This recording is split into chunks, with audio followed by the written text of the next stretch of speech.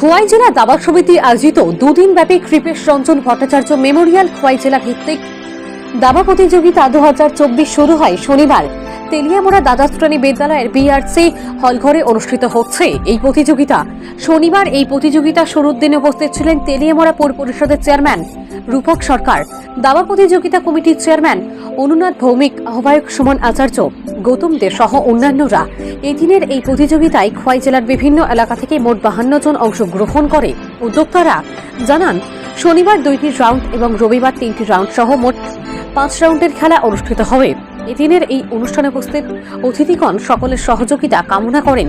এছাড়াও এই ধরনের মানসিক ক্ষমতা বৃদ্ধি সম্পর্কিত খেলাধুলায় বাচ্চা থেকে শুরু করে বয়স্কদেরও অংশগ্রহণ করার আহ্বান জানান। Bureau report, Shyamali Tripura. Khowai district chess অ্যাসোসিয়েশনের পক্ষ থেকে এবছর আমরা কৃপেশ রঞ্জন ভট্টাচার্য স্মৃতি খোয়াই জেলা ভিত্তিক দাবা প্রতিযোগিতার আয়োজন করেছি। 2 দিন ভিত্তিক আমাদের আজকে 2 রাউন্ডের খেলা হবে, আগামীকাল 3 রাউন্ডের খেলা হবে।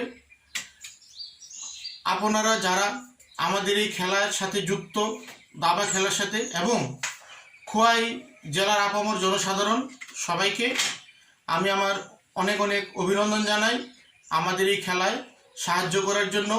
এবং আপনাদের সহযোগিতা ছাড়া আমরা এই আয়োজনটুকু করতে পারতাম না।